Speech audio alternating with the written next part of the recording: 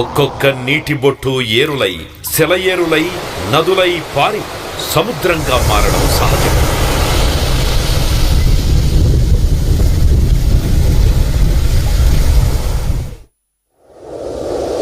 పిల్లగాలులు చినికి చినికి పెను తుఫానుగా మారడం మనం చూశాం.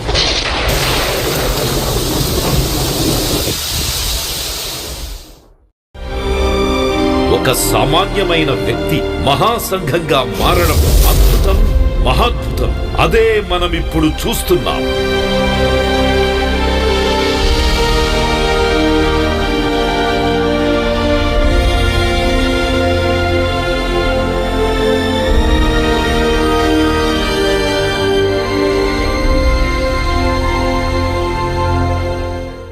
ప్రభువైనటువంటి యేసుక్రీస్తు పరలోక రాజ్యాన్ని విడిచిపెట్టి ఆయన రక్తం ద్వారా కలగబడినటువంటి తన సంఘాన్ని, తన బిడ్డలను దీవించుటకు, ఆయన పాపాన్ని తీసివేయుటకు, నిన్ను ఆశ్రయించుటకు, స్థిరకాలము ఆ పరలోక రాజ్యాన్ని నీకు ఇచ్చుటకు, ఆ పరలోక రాజ్యాన్ని విడిచిపెట్టి భూలోనికి దిగి వచ్చినటువంటి ఆ యేసయ్య సన్నిధానానికి నువ్వు రా. దేవుడు దైవజనులు పౌలు ద్వారా కాదులూరులో స్థాపించిన పరిచర్యను బహుగా దీవించి ఎంతో అభివృద్ధిపరిచి ఆశీర్వదించాడు.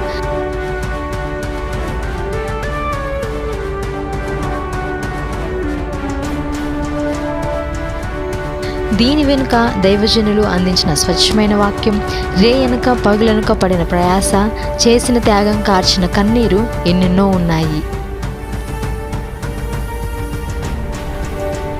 బెయేర్షెబా ప్రార్థన మందిరంలో రక్షింపబడిన వ్యక్తికి బాప్తిస్మం ఇవ్వటం, సంఘ సభ్యులకు పుట్టినరోజు వస్తే పుట్టినరోజులు జరపటం, వివాహ వయసు వస్తే వివాహాలు జరపటం, కుటుంబంలో ఎవరైనా చనిపోతే ఆ రోజు జరగవలసిన ప్రతి కార్యక్రమం జరిపించటం, ఇలా జననం నుండి మరణం వరకు ప్రతి పనిలో, ప్రతి విషయంలో ఎంతో ఇష్టంగా దేవుని ప్రేమను క్రియల్లో చూపిస్తున్నాడు మన దైవజనులు రెవరెండ్ ఎం పౌలు గారు. యథార్థవంతుల దీవెన వలన పట్టణమునకు కీర్తి కలుగును అని సామెతలు 11:11లో దేవుడు సెలవిచ్చిన రీతిగా దైవజనులు పౌలు గారు పడుతున్న ప్రయాసను చూసి దేవుడు మరో గొప్ప అద్భుతం చేశాడు. ఒక సంఘాన్ని నిర్మించటమే అసాధ్యంగానూ బహు కష్టంగానూ ఉన్న రోజులలో బహు విగ్రహారాధన చేస్తున్న బాదనహల్ గ్రామంలో ఎలాగైనా దేవుని మందిరం నిర్మించాలి అనే పట్టుదలను, ఆసక్తిని దేవుడు ప్రేరేపించగా, దానిని బట్టి విడువక చేస్తున్న ప్రార్థనను దేవుడు ఆలకించి ద్వారం తెరిచి ఒక అన్యజనుని దేవుని ఎన్నిక చేసుకొని ఆ వ్యక్తి ద్వారా దేవుని మందిరం నిర్మించడానికి స్థలాన్ని అనుగ్రహించడంతో పని ప్రారంభమైంది. 2019వ సంవత్సరంలో మొదటిగా పునాది వేయుటకు దేవుడు తన కృపను చూపించాడు.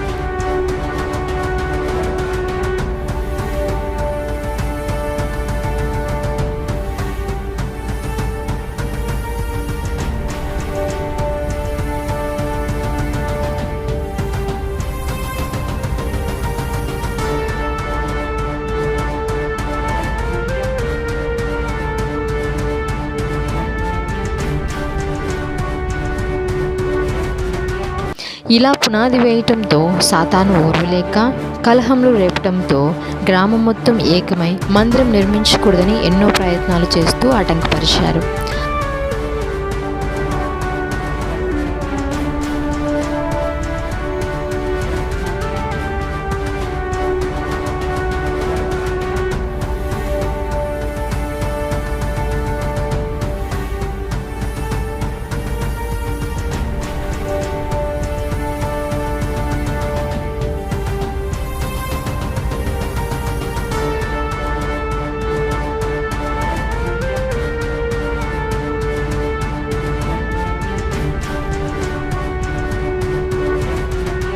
ఆ రీతిగా 2 మార్లు పునాది వేసి తొలగించడం జరిగింది.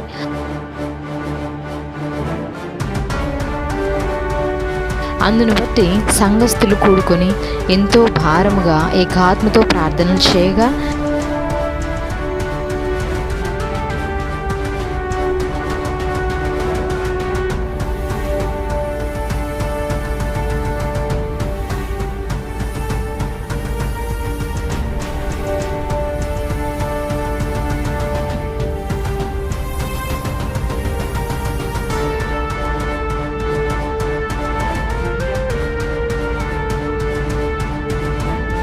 దేవుడు తన మహాదివ్య కృపను చూపి మరలా ప్రారంభించుటకు సహాయం చేశాడు.